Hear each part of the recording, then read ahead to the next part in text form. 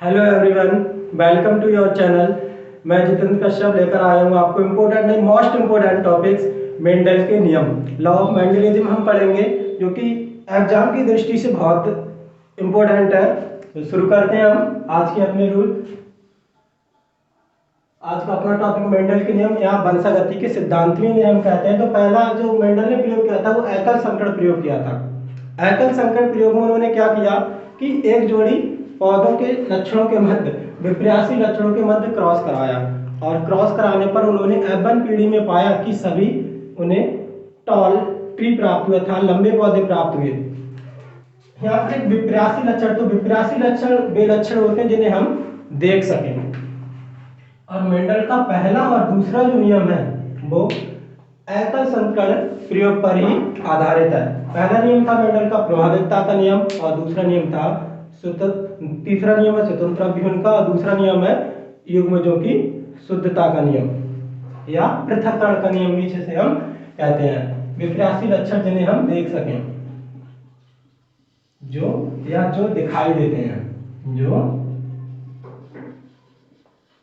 दिखाई देते हैं उन्हें हम विपरीत लक्षण कहते हैं। एक जोड़ी पौधे के एक जोड़ी विपरीत लक्षणों के मध्य किए गए क्रॉस को हम एकल संकरण क्रॉस या एकल संकरण प्रयोग कहते हैं। उदाहरण के लिए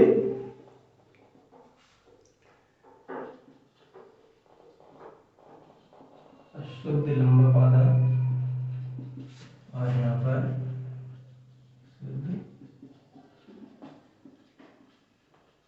शुद्ध पौधा है टी स्मॉल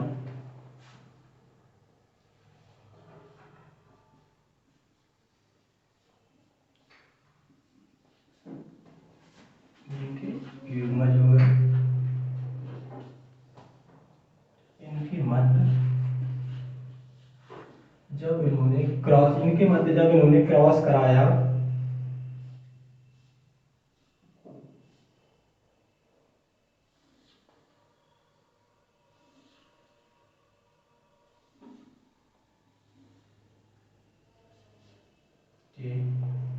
स्मॉल टी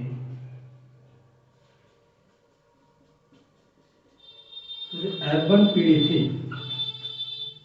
उसमें सभी लंबे पौधे प्राप्त हुए। F1 पीढ़ी में उन्हें सभी लंबे पौधे प्राप्त हुए और जब F1 पीढ़ी के बीच उन्होंने स्वपरागण कराया तो F2 पीढ़ी में उन्हें एक निश्चित अनुपात में पौधे प्राप्त हुए। स्वपरागण F1 पीढ़ी के मध्य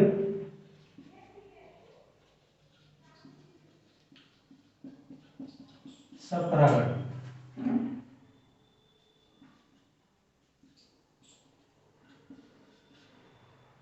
युग्मज टी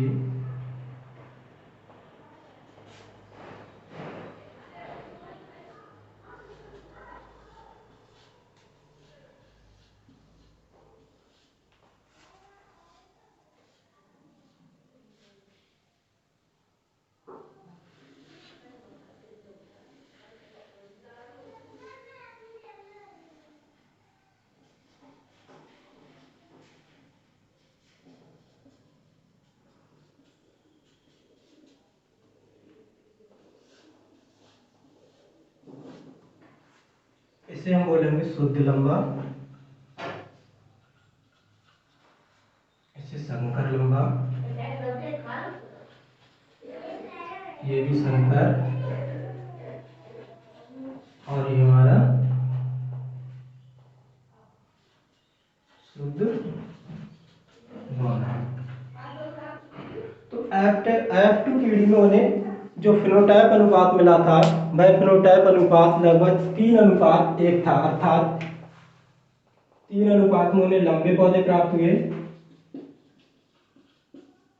फिनोटाइप 3:1, जबकि जीनोटाइप अनुपात 1:1 था, अर्थात एक शुद्ध लंबा था पौधा और एक शुद्ध बौना था, जबकि 2 संकर पौधे प्राप्त हुए थे।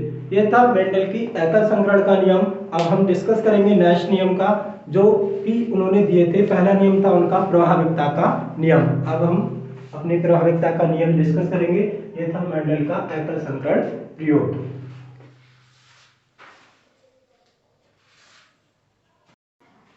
मेंडल की प्रभाविता का नियम पर यहाँ पर फिनोटाइप और जीनोटाइप अनुपात दिया। फिनोटाइप अनुपात क्या होता है? तो फिनोटाइप अनुपात वे होते हैं जो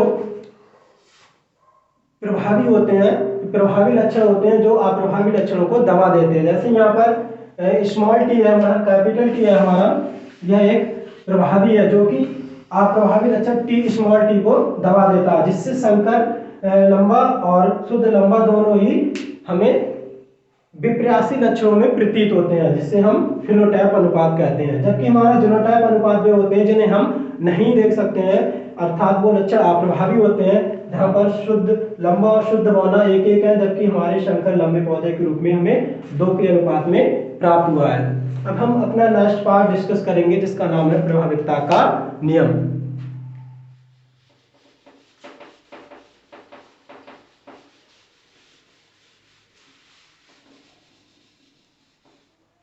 मेंडल के नियम, पहला नियम है प्रभाविता का नियम, जो कहता है कि जो प्रभावी लक्षण होते हैं, प्रभावी कारक होते हैं, वो अप्रभावी कारकों या लक्षणों को प्रकट नहीं होने देते हैं, प्रकट नहीं होने देते हैं। जैसे इससे पहले हमने एकल संकरण का नियम पढ़ा था, जिसमें प्रभावी कारक था हमारा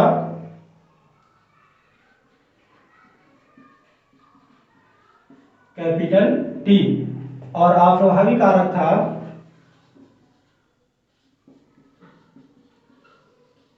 स्मॉल टी। वहां पर जो हमें संकर लंबे पौधे प्राप्त हुए थे वो प्रभावी कारक की वजह से प्राप्त हुए थे, क्योंकि प्रभावी कारक कैपिटल टी ने अप्रभावी कारकों को प्रकट ही नहीं होने दिया, जिससे वहां पर अप्रभावी कारक या अप्रभावी लक्षण छिप गए थे, जिससे हमें फिनोटाइप अनुपात 3:1 प्राप्त हुआ था। अर्थात 75% हमें शुद्ध तो नहीं लेकिन लंबे पौधे प्राप्त हुए थे और 25% हमें बौने पौधे प्राप्त हुए थे। दूसरा नियम हमारा विसंयोजन का नियम, या इसे हम युग्मजों की शुद्धता का नियम भी कहते हैं और पृथक्करण का नियम भी कहते हैं। तो इसमें जो हमारा विसंयोजन का नियम था, इसमें प्रत्येक युग्मक के जोड़े होते हैं या एलील बोलते हैं हम जिन्हें, उन एलीलों में से एक जो है वो पृथक होता है, अपनी शुद्ध अवस्था में दिखाई देता है। पहुंचने वाला जो कारक है वो अपनी शुद्ध अवस्था में दिखाई देता है। जो शुद्ध अवस्था में दिखाई देता है उसे हम युग्मजों की शुद्धता का नियम या पृथक्करण का नियम कहते हैं। अर्थात हम लिख सकते हैं युग्मक बनते समय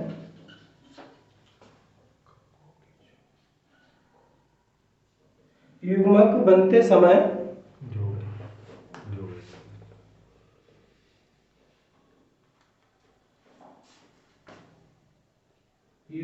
समय कारकों या लक्षणों के जोड़े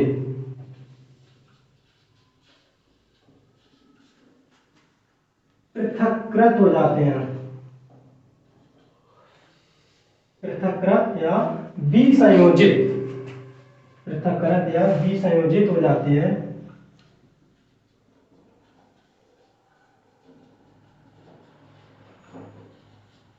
विसंयोजित हो जाते हैं, जिनमें से एक कारक ही हमें दिखाई देता है, जिनमें एक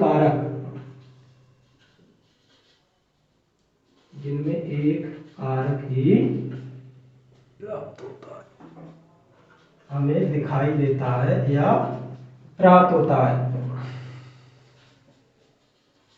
दिखाई देता है। जैसे हमें एकल संकर में टी और स्मॉल टी कैपिटल टी प्राप्त हुआ था, जिसमें कैपिटल टी के कारण स्मॉल टी का प्रभाव छिप गया था, जिससे हमें लंबा पौधा प्राप्त हुआ था। और इसी कारण से हम विसंयोजन का नियम या युग्मजों की शुद्धता का नियम भी कहते हैं। दूसरा लक्षण हमारा पृथक्करण का नियम, ये युग्मजों में पहुंचने वाले जो कारक होते हैं अपनी शुद्ध अवस्था में होते हैं। जो युग्मजों में पहुंचने वाले जो कारक होते हैं वो अपनी शुद्ध अवस्था में होते हैं, युग्मजों में